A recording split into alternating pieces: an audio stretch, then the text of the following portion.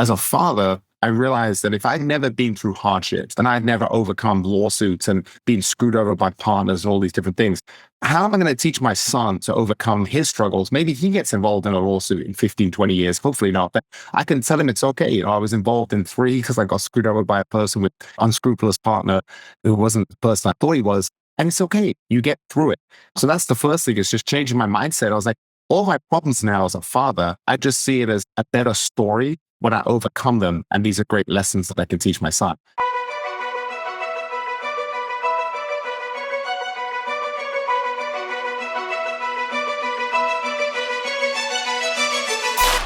Jay, welcome. I'm so excited to talk about a topic that we're both passionate about, and that's really empowering children and the power of these stories, these ancient wisdom in these old stories.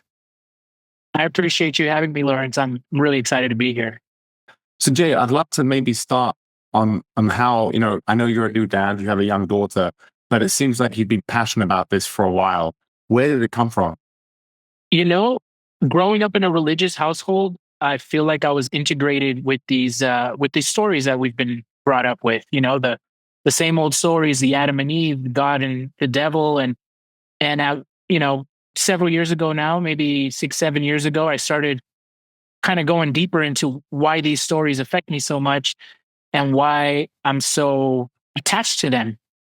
And at one point, I was just having a conversation with my friends, and I was like, wouldn't it be better if we were shared a story of how Cain and Abel kind of worked out each other's misunderstandings rather than repeating the same story where, the angry resentment took over and just shaped us. And then, I started thinking more about it and how these stories were led to believe that this is where we come from. These are our descendants.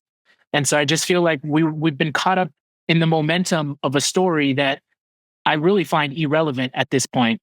And so I decided to rewrite this story, at least for myself, my friends, and my friends' kids, to where I feel it's more empowering to share a story where you don't run off with your anger.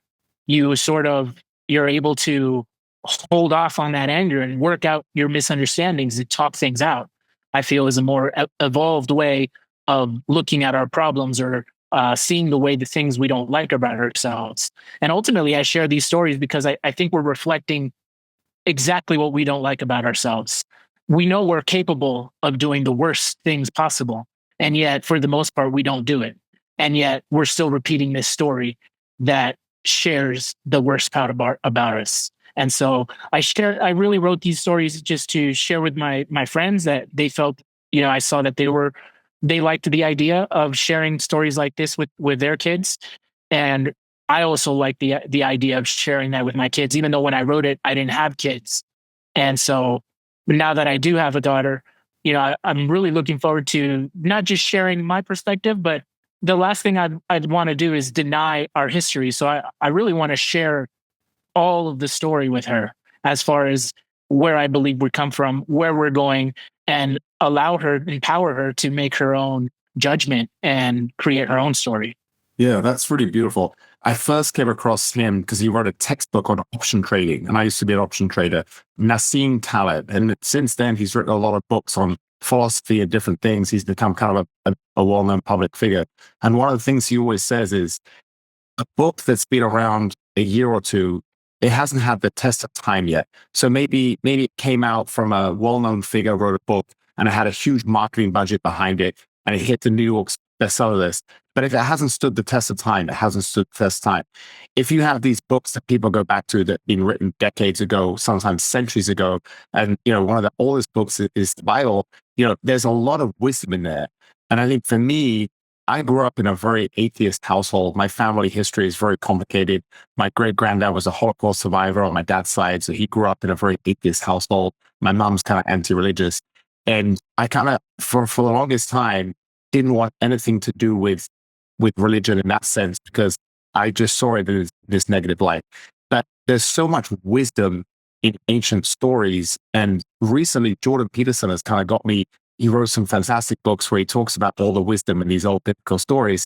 And I think that's beautiful. And then you've taken a different slant on it, where you're saying, well, why can't we just change the narrative? Because you're right. It's like we get what we put in. So if we're putting in negative stories, we're gonna, you're not gonna have a positive outlook. And especially for young kids, your daughter's still quite young, so you haven't quite got there yet.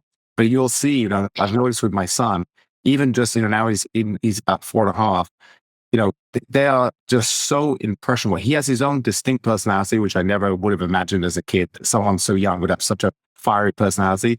But they're also sponges to what we give them. And if we give them wonderful, positive things, they're going to get a much more positive outlook. Whereas a kid that grows up in an abusive home, he's just trying to survive. All his hormones are going to be screwed up and he's going to have problems for the rest of his life. And so I think what you're doing is amazing. And it's kind of, I feel funny saying this, but I feel like you're going to appreciate it more the older your daughter gets, and you're really going to see it. But you're so right. The fact that you were doing this before you even a parent was remarkable. Thank you for that, Lawrence. I really appreciate it. I look up to really great men in my life who are first and foremost great fathers and great husbands, and those are the people I try to surround myself with. And just the fact that like yourself, you appreciate it, and I have great friends who appreciate the message as well, and they see where I'm coming from. And even my own parents understand what I'm trying to share here, and so I appreciate that. Yeah, one thing in your bio, it says you're a teacher of practical philosophy. And I'd love to talk about that a bit because I've always loved philosophy. I've always been drawn to it. But I also appreciate that a lot of philosophy maybe is wonderful in theory, but there's a big difference between practice and theory. And I'm much more interested in what's practical. So can you maybe talk a little bit about your feelings on just, making these wonderful philosophical ideas practical in most people's day-to-day lives? So for the most part, philosophy is beautiful. It's like a poem. And what I think is it resonates a lot when people are listening to the poem. It hits their soul. But shortly after, it's short lived because there's no real world application. And so what I love about practical philosophy is that you're able to bring these high philosophical ideas and bring them to a ground to where you can apply them into your own life. And then so what I like to speak to is about recreating the stories in your life where you feel like maybe you're the victim of, or perhaps it's something that you could have done better, or that you're ashamed about, or that you feel guilty about. And not changing the story in the sense of where you're lying about it, but changing the story to where you're better because of it. You're better because of this thing that happened to you. And now you're smarter, you're stronger. Just like going to the gym, these weights are they're very heavy and they're intimidating. But the more that you go, the stronger that you get. And before you know it, you're no longer dreading the weight. You're looking forward to picking it up, and you're looking forward to getting stronger. And so you see what you're made of, you see what you're capable of, and you're looking forward to putting in that hard work. And the practical aspect of retelling your story to where you're triumphant in these stories because of the terrible things that happened are exactly what I feel we need in order to become that person whom we admire for ourselves and our family. It's the things that got us here. And so like we're here because of it, not in spite of it.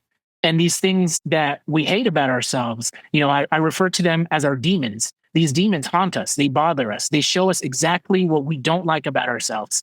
But when we're able to befriend our demons and look at them straight in the eyes and confront them, as opposed to sweeping it under the rug, then it sheds light on our potential. And you mentioned Jordan Peterson. He mentions our potential a great deal because I think that that's what we're meant to strive for, our great potential. Not we're no longer victims of what's been done to us, but we are the triumphant hero in our story who has become better and stronger because of it. Yeah, that idea of potential. I always say if I have one goal in life, it's to maximize my potential. And the beautiful thing about that is I get to decide what that potential is. And the more I grow and the more I push myself, the more I can even perceive, more potential. Like I have higher goals and dreams now than I did at 25, because at 25, my mind hadn't even been open to certain possibilities. So I think that's really beautiful. And then the victimhood, Jay, we kind of went through a period. It seems like it's a bit better now, but went through a period where everyone was trying to be the biggest, whatever class it was. Like I'm the biggest victim, and it was like pride in victimhood. And I think that really, really made me so sad because it's not helping these groups. Like even if they are disadvantaged, by walking around saying I'm the biggest victim, that's not helping you. And that idea of victimhood. I mean, I'll tell you a personal story. I apologize to people that have heard me before. I've talked about this before, but it's just because I've been through it recently. Is I've had huge swings in my wealth and my net worth. And more recently, I lost a huge amount of money about 5 years ago with a developer who screwed me over during COVID. We had 7 multi-unit buildings going on, and he basically declared bankruptcy, stole a bunch of money from me, and left me with a huge headache and lawsuits and all these problems and a bunch of my money gone. And for a long time, I really had that victimhood mentality. I was like, I mean, legitimately, he screwed me over. But all I had to do is change the perspective, and a couple of things really helped. And I'll tell you, the first one was, as a father, I realized that if I'd never been through hardships and I'd never overcome lawsuits and been screwed over by partners and all these different things, how am I going to teach my son to overcome his struggles? Maybe he gets involved in a lawsuit in 15, 20 years. Hopefully not. But I can tell him it's okay. I was involved in 3 because I got screwed over by a person with, unscrupulous partner who wasn't the person I thought he was. And it's okay. You get through it. So that's the first thing, is just changing my mindset. I was like, all my problems now as a father, I just see it as a better story when I overcome them. And these are great lessons that I can teach my son. So that's the first thing. And the second thing is that it's so easy to wallow when you're going through tough times. You can say, I'm a victim. I'm going through this, whatever it is, whether it's, emotional, physical, financial, whatever your struggles are. That really, if you take a step back, and I know it's kind of a cliche to say there's always a silver lining in the clouds, but it's true. It's like my financial hardships that I went through with this guy, it's forced me to grow as a person and dream bigger to overcome them. And I think if I hadn't done that, I love the idea of Bitcoin.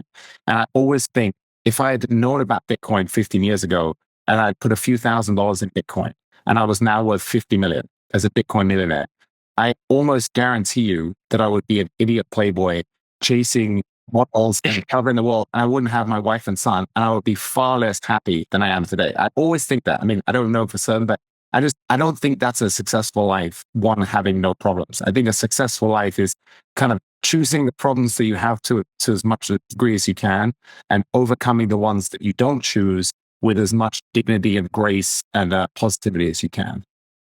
Those were great examples, Lawrence. It really resonates with me, especially, business partners that don't work out, and, just businesses that don't work out, the Bitcoin thing, just core investments, just these things that I think would make me happy having such a large net worth. I can see in retrospect, having gone through it, it's more like, especially the conversations I have with myself, with God, it's more like this wasn't for you. It wasn't going to make you who you want to be. If you really want to learn, if you really want to be better, let me show you. And that's the trials. You didn't earn it. That's why I've also been a part of that too, where it was like, I could have been a billionaire by now. I could have been, with these, if I didn't get, caught up in the Ponzi scheme, or if I didn't, if I could have chosen my business partners better. But who would I have become? Would that be somebody whom I'm proud of? Because the man I am now is someone whom I'm proud of without the millions. And I'm still working toward it, but I want to earn it. And I want to feel like it's something that I earned along the way, and that I worked really hard for, and that I understood the ins and outs, and I'm better because of it now, rather than just getting lucky. And, to the point where I don't really believe in getting lucky. I think that you're supposed to earn everything that you're worth. And if you do get lucky, we hear the stories all the time, like people that win the lottery, they lose it because they don't understand what it is. It's not just ones and zeros. It's not just houses and cars. It's something that you're worth. And when you earned it, you're worth it. No one can take that from you. And I think that these things that we go through are really just adding value to ourselves rather than taking it away.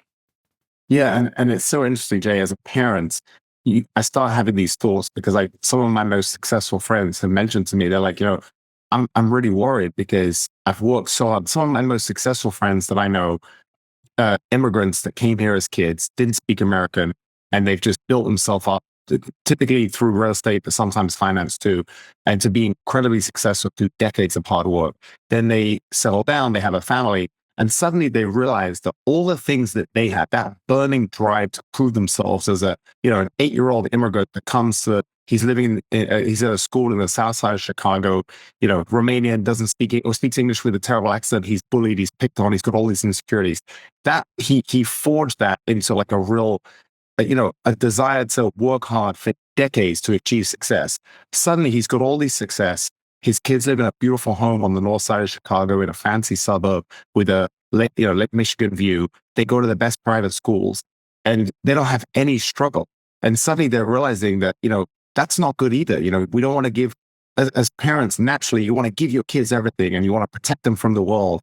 But that's an issue too, because so many of my favorite people came from incredibly tough childhoods and tough youths. So I don't want to give my son a tough youth. I want to give him all the great things in life. That's why I work hard. But at the same time, I know he needs a certain amount of struggle to be successful. So that's such an interesting thing that I never even thought about before I became a parent.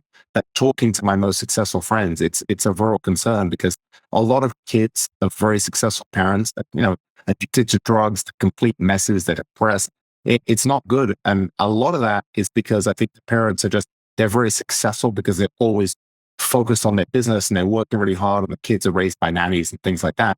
But I think part of it is just because we didn't evolve to just, to have an easy life and do nothing and have no struggle. There's like what you said, when you look in the mirror and you've actually earned something and you've worked hard for something, that's a priceless feeling that it's very hard to create if you get everything given to you. Absolutely. And that's also something that I think about. And I don't have that experience yet, but I've seen it a lot where, kids are spoiled. And I think that looking generationally, it seems like the world is ran by spoiled kids that didn't earn it. And that's why they take it for granted. And they hold, kind of like how the spoiled kid acts. Mm. He doesn't respect the people around him. He doesn't, he feels like he's inherently deserves everything good. And, I think that's a problem.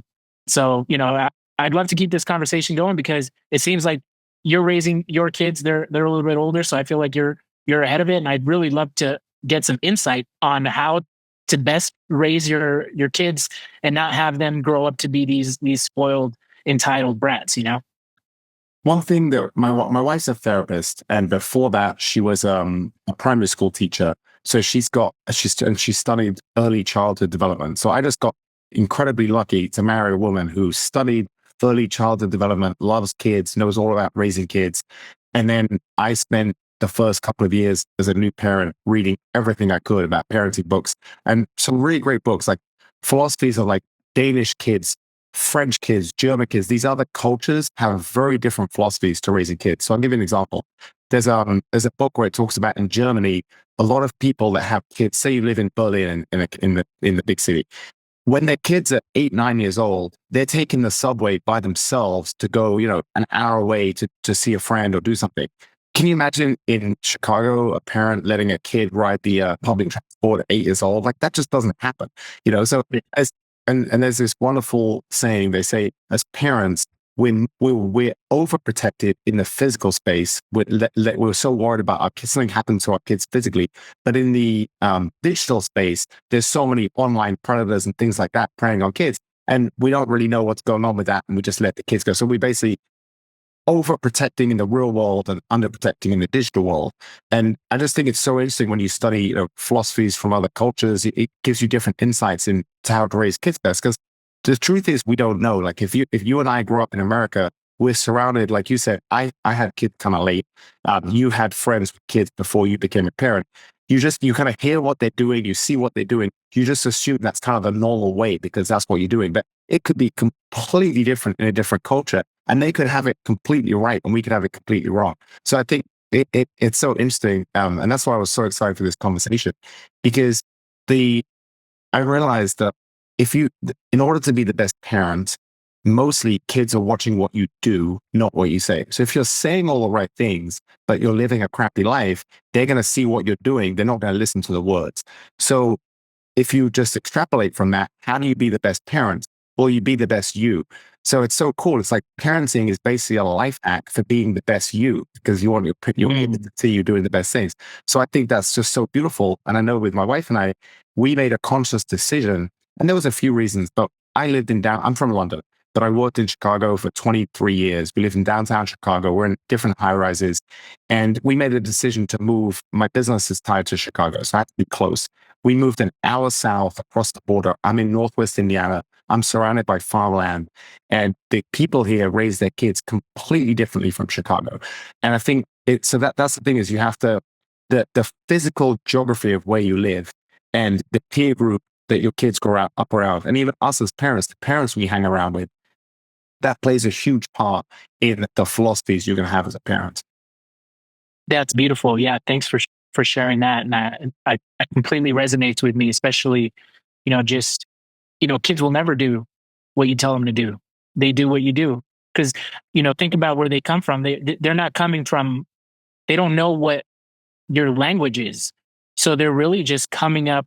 You're making sounds with your mouth, but they don't really know what they mean. So all they can base it off of is what you're actually doing, and so it's really hard for you to communicate what you want them to do. The best thing you could do is lead from the front. Yeah, exactly. One thing you talk about, Jay, is you talk about empowering kids and having them take responsibility for themselves. I'd love you to talk a little bit about your philosophy of that, because that's something that, again, before I was a parent, I assumed that my kids would be this, this clay and this putty in my hand for many, many years. And I guess subconsciously I was thinking, I'm sure when they're teenagers, they'll be talking back and they'll kind of have their own opinion. But what I didn't realize is, even at 2 years old, my son was so stubborn and he's so firm, and he's got these passions where I don't know where they came from, but they definitely didn't come from my wife and I. And they really are, every kid is different, and they have this incredible spirit that from such a young age that I could never have conceived of before I actually saw it with my own eyes. And that idea of just letting them have the empowerment to take responsibilities for their decisions, I think as parents, that really is one of the best things we can do. Responsibility is something that I've thought a lot about. Into when I was a kid, we didn't want responsibility, and it was like a burden.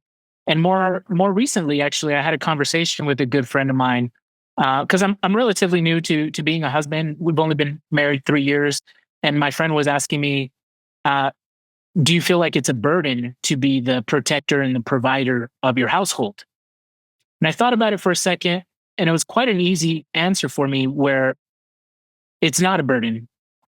It's a challenge, and it's something that I want to get better at, but it's definitely not a burden. It's not a it's a burden is a weight that you don't want, and a challenge is weight that you do want. And the responsibility of that, I'm actually grateful to be responsible for my family. I'm grateful for being able to protect and provide.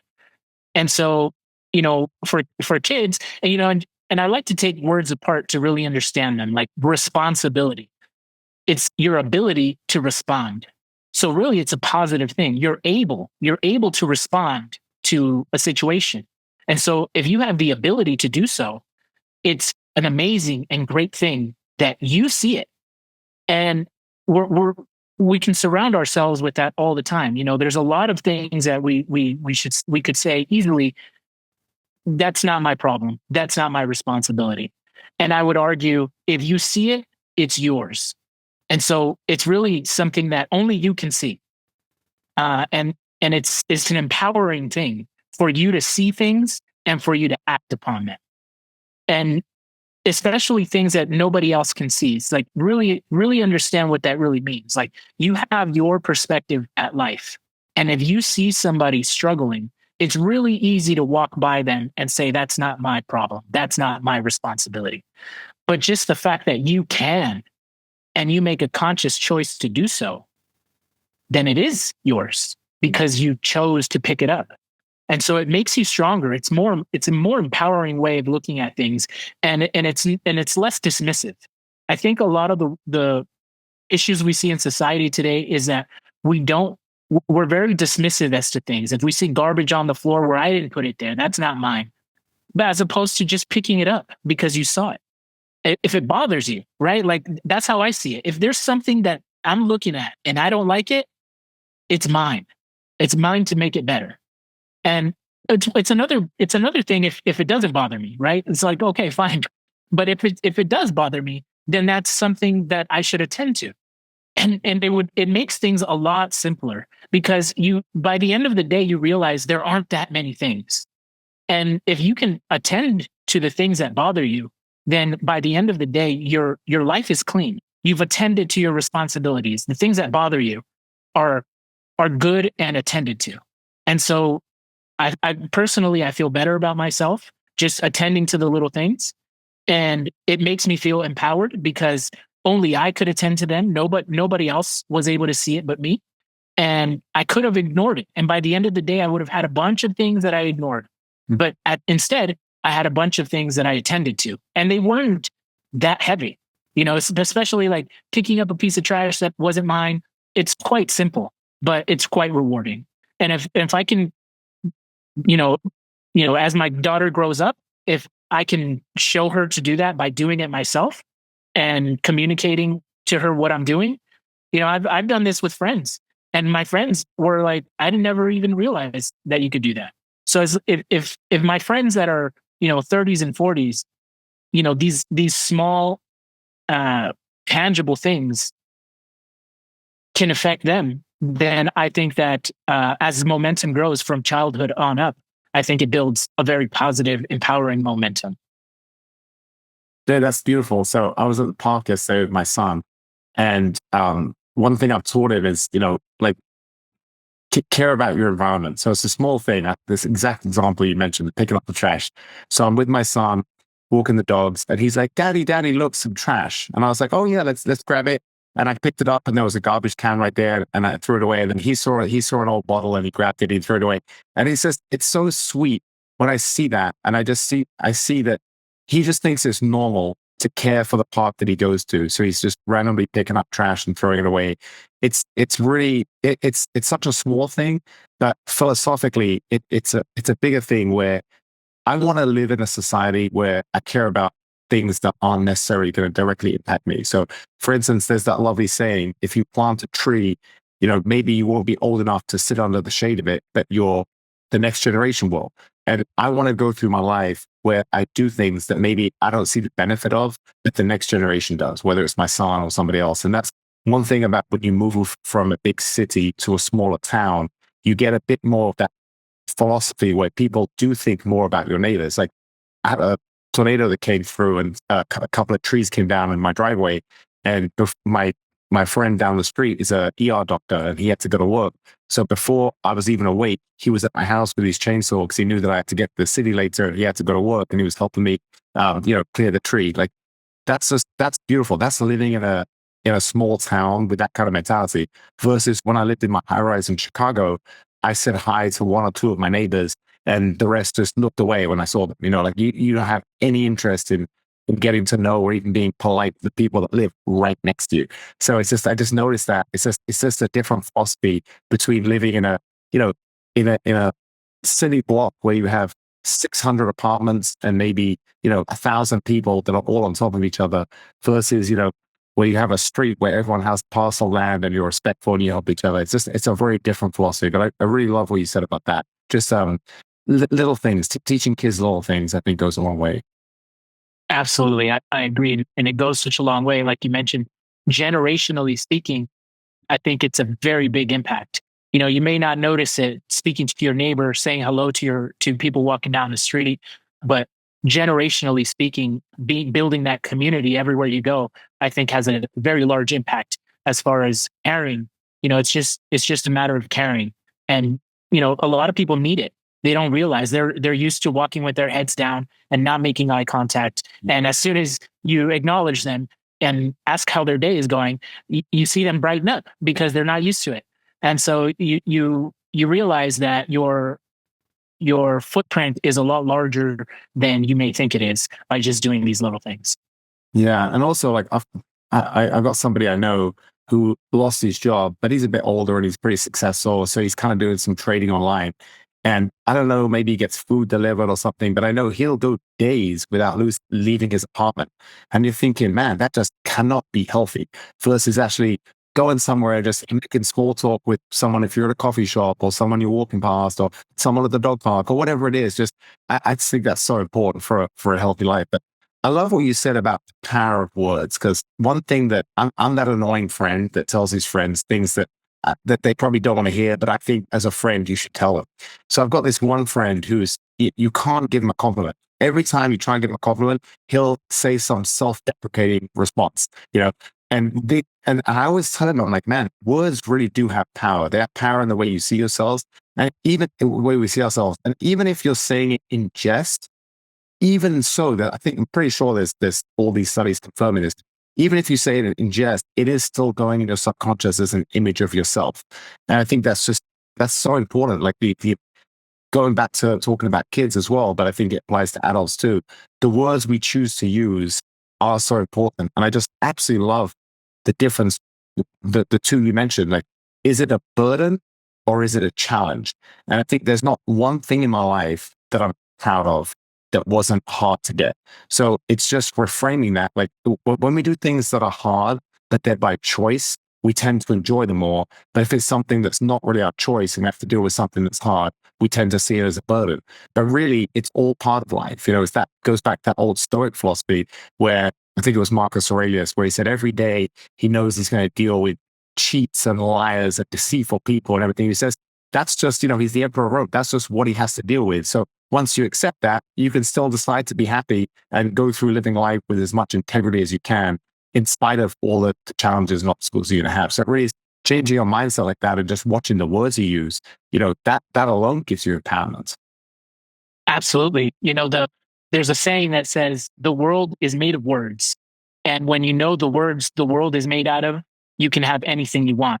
And it goes even deeper because, they say the world is made of atoms. But if you look at atom, it's a word.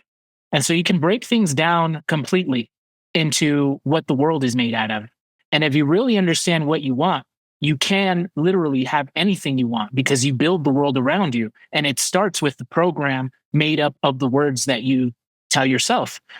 Tell yourself now, but obviously it's the words that make you up who you are, the words that your parents programmed you with, that your church leaders programmed you with, your teachers. And so that's why we get to the point where we think these self-deprecating comments are funny, but in reality they're quite heavy for us to carry that. And so I think it goes a long way for somebody like you, a good friend, to shed light on the fact that, hey, these aren't just funny little nothings. It's really you're showing yourself what you're made of, and you can change that to be someone who's empowered by their own dialogue as opposed to someone who is put down by it. And I'm someone that believes very deeply that we're not really designed to be pushed down into a place where we can't break out of. I think that everything that holds us to where we are is designed for us to break through. Like it's not really designed to hold us down, but it's designed for us to break through. And everything, especially the words that we tell ourselves, are only limited by our own imagination. And so if you can imagine past that, you can really grow very big because you're only limited by yourself. And when you're able to communicate with yourself in a positive way, that's the key to breaking through these barriers that are really within yourself. Was this easy for you to be? You seem like the way you just described that, like it's up to us to break through, and you don't see problems as roadblocks, more as opportunities to grow. Like that's a very positive outlook. Have you always had that approach, or did you have to really learn and kind of foster that mentality? I had to work on it. As a kid, I realized that my dad had sort of that attitude where it's kind of like the attitude of like, oh well, it's just my luck, it's just my, like you're always just subject to the jurisdiction of your surroundings. And it's not something I had an idea about. I didn't have an opinion about it. I just realized it. I just thought about it. Like, and then the older I got, I realized, that I am the continuation of my father. But it was more like I saw it coming from my father was political prisoner in Cuba. And he broke out of that to the United States, right, where it's freedom. But he was still acting as if he was, he was still reliving that story. He's just stuck in the political prison.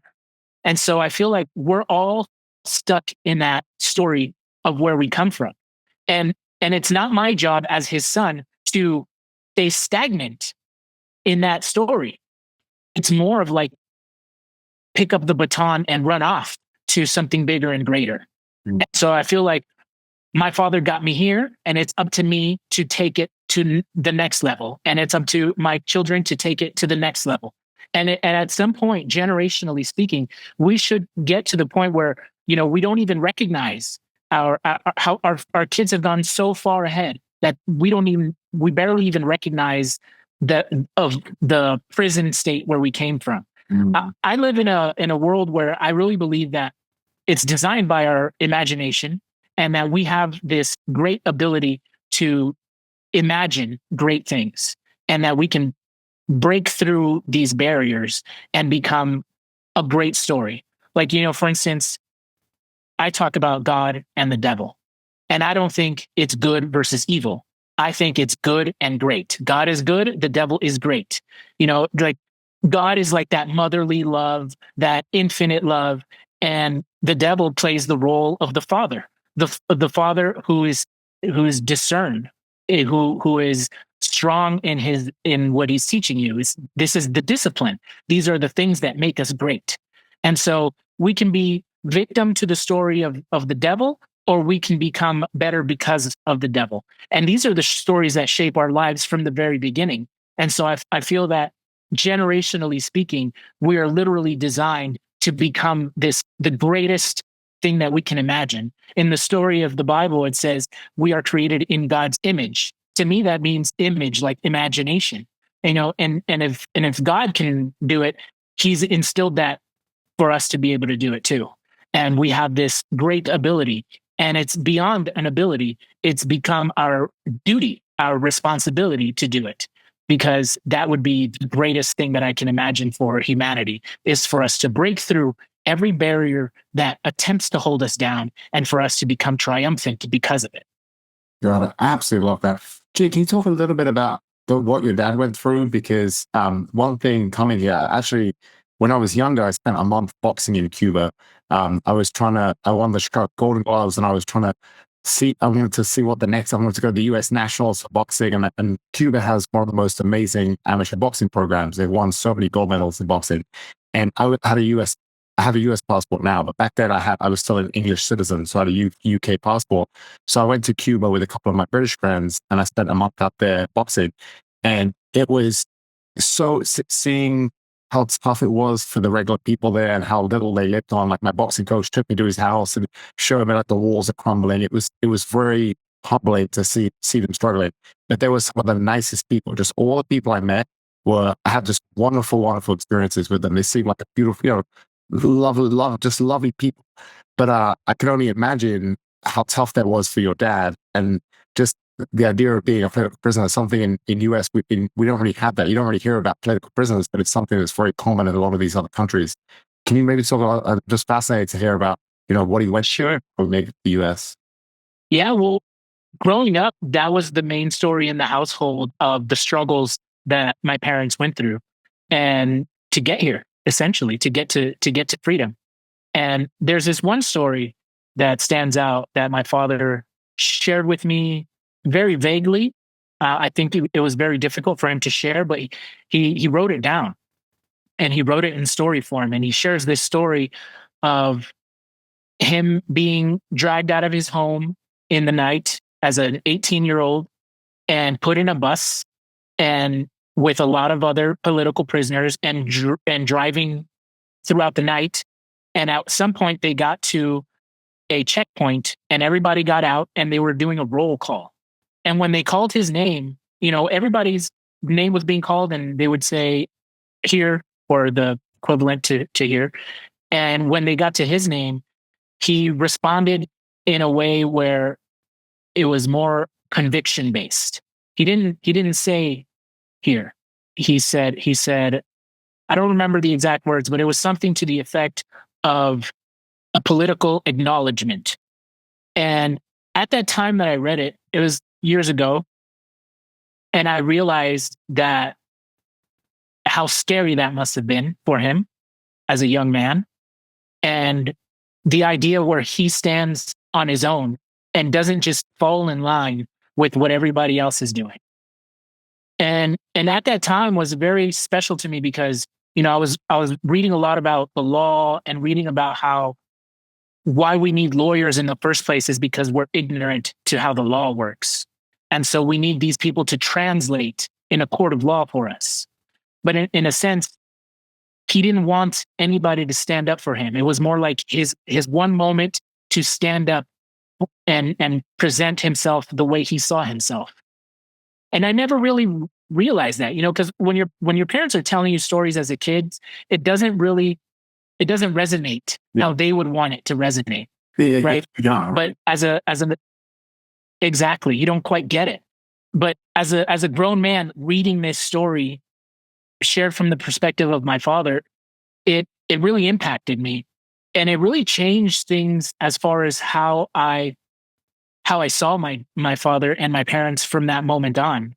And I was so grateful to still have them in my life because I really felt like I had wronged them. Like I didn't like I was, I was that spoiled brat. And I realized like I didn't appreciate everything you've been through to get me here. And so luckily I still have them in my life. And I was able to years ago already, I was able to let them know Mhm. what they mean to me and sort of compliment everything that they've been through. And as I was telling them, my parents, I realized that they were doubting themselves this entire time, that they also were feeling guilty. And they were also caught up by the momentum of their story, thinking that they could have done better, that they didn't do enough for me, that or my siblings. And so just the idea of sharing something with them to empower my parents really showed me how powerful we are as human beings because we're not just limited to affecting the generations that of our children, but we can go backwards and really change the history of where we come from. And I was lucky enough and grateful enough to be able to empower my parents. And that's when I really realized that was a big shift for me, realizing that I can change things in my life for the greater good and not just limited to moving forward, blind spots and just looking ahead. I can also reach back and help those who have sacrificed and given themselves essentially, and then removed themselves as if they didn't need any credit. And so giving my parents the credit they deserve has really shifted the relationship that I have with them now as an adult. And really, my parents came to, I live abroad. I live in Colombia and Ecuador, and my parents came to visit. And I think it would have been completely different if I would have never done that because I almost didn't do it. Lawrence, I almost didn't do it. And just the thought of having that opportunity to do it and not doing it would have really haunted me because it bothers me just thinking about it now, just and so there's always these little things that we can do for ourselves, and it's really for ourselves because and for my parents and for my kids because having that conversation really opened things up. And the conversations that I'm having with my father now, it was conversations he wouldn't have had before. So he's completely opened up to things he was afraid to say before, afraid to open up for before, because we're proud people. And the older we get, the harder it is for us to become, open up and become vulnerable. And so the idea that I was able to play a role in the way that my parents have opened up in my life is something that I'm very very proud of, and I'm very proud of my father and everything that he's been through to get us here because it was quite the sacrifice, and we genuinely don't know what our parents have gone through to get us here, and just taking a moment to acknowledge that for them, I think goes a very long way. So thank you for asking about that. That's beautiful, Jay. It just reminded me of, you mentioned how our parents can tell us things when we're young, but we really don't have the life experience to really appreciate it so much. And now I'm 46 years old and I'll be with my son and I'll have flashbacks to when I was a kid having conversations with my father. And there'll be these light bulb moments like, oh, that's what my dad was trying to tell me, or that's what my dad was thinking. And it's wild because the memory is such a fascinating thing. You know, you can see maybe an old friend from 10 years ago, 15 years ago, who you haven't had any contact with. And if you get dinner together, you're going to be flooded with all these old memories. But if you never saw him, you might go through the rest of your life. You'll never get those back. And I always think if I hadn't had my son, I would have never got all these incredible flashbacks of wisdom from my dad and almost like you said, like a better understanding of who he was and what he was trying to teach me. And it's just beautiful. It always blows me away how the mind works, how memories work. But it's just lovely when I get those where I'm at the park with my son or I'm somewhere with my son and I'll get this flashback of something when I was young with my dad. And I'm like, oh, it's just beautiful memories and it really makes me appreciate more. So yeah, it's really beautiful that you did that with your parents. And, you know, I'm sure they're so proud of you. I mean, you're writing, trying to inspire the next generation of kids. You made them proud grandparents, so you should be very happy for yourself. Jane, Thanks for that, Lawrence. So you live in Colombia and Ecuador now? Yeah, I'm currently in Colombia. My wife is Colombian. Oh, gotcha. Okay, so I always find it so interesting when people decide to leave the US because you know so many people around the world, their the dream would be to come to America, and then you have to, you know, you grew up in America and you moved to South America. Was it the work opportunities? Was it the culture? Was it your wife's family? Like, what was the impetus for you to make the move? And how's it been leaving the US and moving to Colombia? Genuinely, it was the call to adventure that led me abroad. And I wanted to live an adventurous life. And so everything that I worked toward living frugally for many years and building an online business, it was to allow me to live freely. And when I finally accomplished generating enough income to be able to move freely, I traveled through Europe and South America, and I've settled in South America mainly because of my wife. She's also a little bit adventurous, but now that we have our daughter was born in Ecuador. I still want a little bit of adventure, but a little bit more tame. And I genuinely love it here. I love the South American culture. Mhm. I love the Latin American people. And it's definitely, you know, for instance, I live in a city, but it's not a huge city like where I'm from. I'm, you know, Los Angeles or Orange County, where, Mm. like you mentioned, like people don't even look at themselves because there's so many people. Here, it's a small city, and people are still acknowledging each other, and I appreciate that. And you know, I walk everywhere, and you know, it's more of like instead of a big city, it's a big community, I would call it, where you know it's still I feel adventurous in because it's not where I'm from, but I speak the language well, and it's definitely somewhere where it's safe enough for me to want to raise a family here. And so it's what led me to travel in the first place was just the call to adventure, and I wanted to do that, and I worked toward it for a long time, and it was definitely the right move for me. That's beautiful. Yeah. That idea, you know, like you said, you worked hard and you were frugal. So you gave yourself the opportunity to do that. One thing I've noticed with a lot of people as their wealth increases, their lifestyle increases and they're never getting anywhere. They're just they're stuck, tied down. You know, I think the key to wealth creation is not necessarily how much you make, but it's just living below your means and, you know, investing the money or saving the money. So I think that's beautiful. And, you know, Jay, one thing I know exactly what you mean. You know, now you're a father, you want to have a bit of stability for your family. And I'd imagine maybe you're going to have some more kids. But one thing that's beautiful is I felt exactly the same way when I moved here, was like, you know, I want to have stability.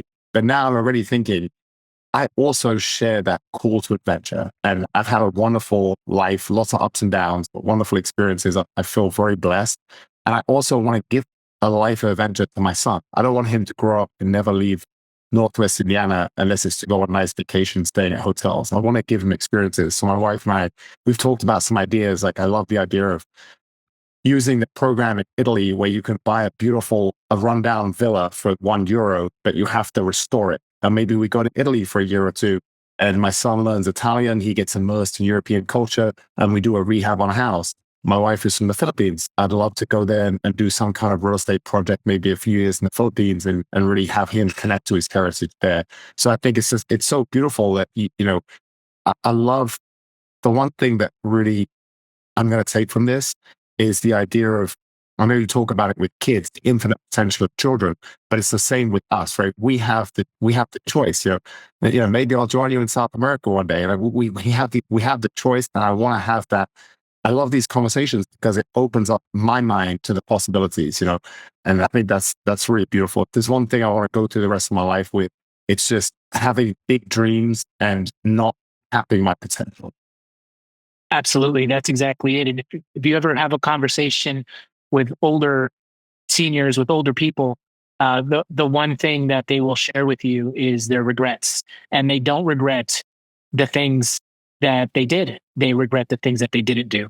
And so I feel like if you're called to it, and this is a biblical story as well. This is the story of Abraham, and so I feel like we have that inherently inside of us to respond, to answer the call to adventure, and to take that leap of faith. That leap of faith is to jump into the things that you don't know the outcome of, but it's always the best stories that come out of that.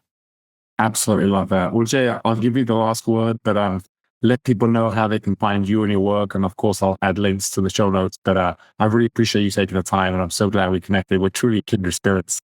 Absolutely, Lawrence, and I'm looking forward to hopefully meeting in real life and maybe doing this in the same room next time. But I really appreciate the great questions, and I feel like you really did an amazing job of bringing the best out of me, and I appreciate that. And you can reach me. My name is Jay Aedo. Conscious Bible Stories is my biblical series, and that's about it. Awesome. Well, Jay, look forward to talking in the future. Thank you so much. Appreciate you, brother.